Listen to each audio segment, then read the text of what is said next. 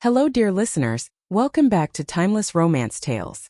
Before we begin, don't forget to like this video and subscribe for more aristocratic danger, forbidden longing and romance that defies every scandal sheet in London. Now tonight's tale is one of innocence threatened, blackmail whispered in shadows, and the Duke who would burn London to the ground to save one woman. Let's begin.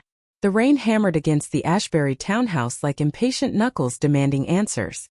Inside, Lady Elowen Hale sat stiffly in her mother's drawing room, hands clasped tightly in her lap.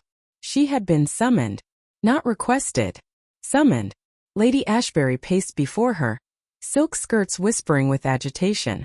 "Elowen, this is a disaster," she hissed. "Lord Fenwick claims you owe him a debt. An enormous sum." Elowen swallowed hard. "Mother, he's lying. I never." "You wrote him letters," Lady Ashbury snapped. "Letters he now claims contain promises and obligations." Elowen paled. "He forged them. I swear to you." But the door swung open, and Lord Fenwick himself strode in.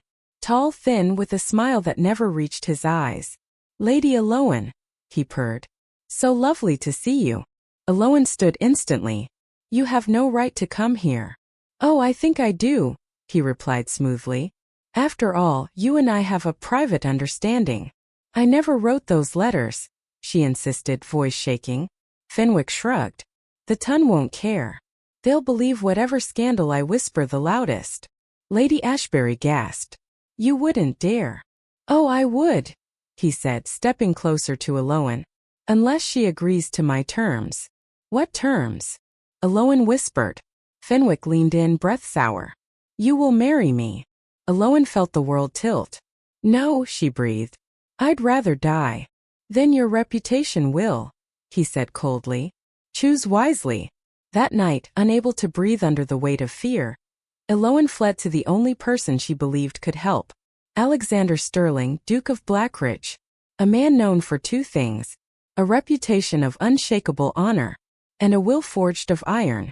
But he was also her late brother's closest friend. She prayed he would still care enough to listen. The Blackridge townhouse loomed like a fortress as the footman ushered her inside. In the grand library, Alexander looked up from his desk. His sharp jaw, storm-gray eyes, and the faint line between his brows softened instantly when he saw her. "Elowen," he said, standing at once. "You're trembling."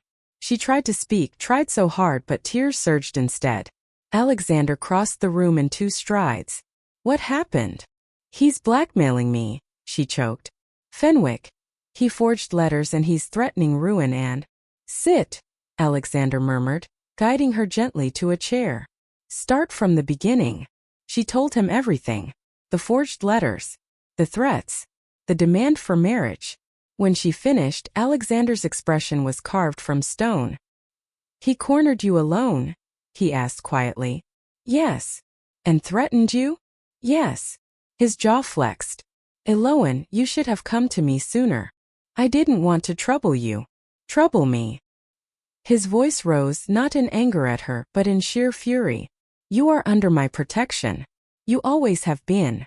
Her breath caught. "Alexander." He knelt beside her chair. "I will not let him hurt you." Her voice was barely a whisper. "What can you do?" "Anything," he said. "Everything." The next day, London buzzed with whispers as Alexander strode through Whitehall like a storm in tailored boots.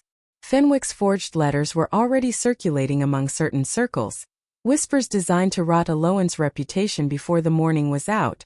Alexander found Fenwick at his club. Fenwick smirked when he saw him. Well, the mighty Duke of Blackridge. Alexander didn't sit. He didn't even remove his gloves. Instead, he held out a folded paper. "What's this?" Fenwick asked. "A choice," Alexander said. "Sign this and board the ship waiting for you at dawn." Fenwick scoffed. "And if I don't?" Alexander leaned down, voice dangerously soft. "Then I will drag you through every court in England and expose every debt, every deception, every woman you've coerced. You will be penniless by Christmas and infamous by morning." Fenwick paled. "You have no proof." Alexander raised a brow. "Are you certain?" Fenwick swallowed. Outside the window a carriage waited. Inside it sat 2 magistrates, 1 barrister, and a very angry viscount whose sister Fenwick had ruined last year. Fenwick's voice cracked. "What do you want?" "To erase your existence," Alexander said. "Permanently." Fenwick stared at him, then signed. Alexander took the paper, folded it neatly, and turned away without another word. Fenwick fled London before sunrise. But Elowen didn't know. Not yet. She spent that morning pacing her mother's garden, wringing her hands, every terrible possibility twisting her stomach. The gate creaked open. Alexander entered, walking with purpose. She ran to him. "Please tell me." "It's done," he said simply. She froze. "Done. Fenwick is gone. He will never threaten you again." Her knees nearly buckled. "Alexander," she whispered, eyes filling. He stepped closer, catching her tears with his thumb. "You are safe now. Because of you." "No," his voice softened. "Because no man like him gets to harm someone as good as you." Elowen pressed a trembling hand to her lips. "How can I ever repay?" "Don't," he said quietly. Silence stretched, warm, tender, unspoken.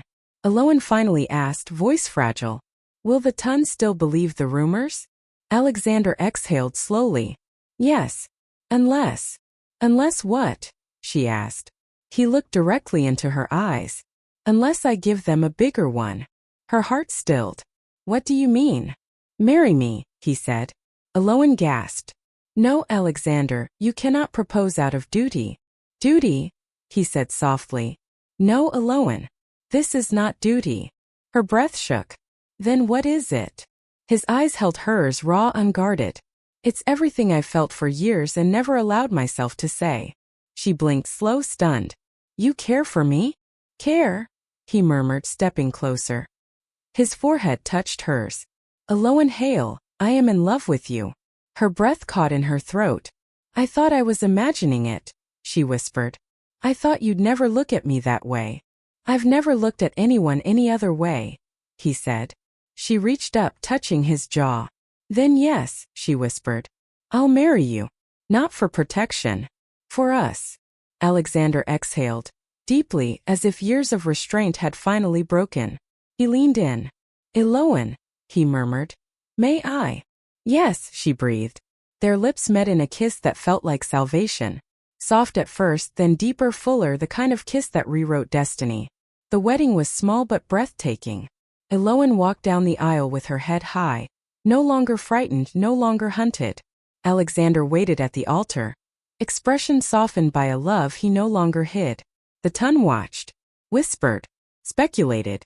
But when the Duke of Blackridge looked at his bride, all gossip died. And when they kissed, the scandal dissolved like morning mist. That night, as they drove toward Blackridge Manor, Elowen leaned into her husband's arms. "Alexander," she whispered, "what will happen if Fenwick ever returns?" "He won't," he said. "But even if he did." He tilted her chin to face him. "I would save you again. 1,000 times." She smiled softly. "And I would choose you again. Every time." Alexander kissed her hair, pulling her closer. "You are safe now," he whispered. "With me. Always." And for the first time in months, Elowen believed it.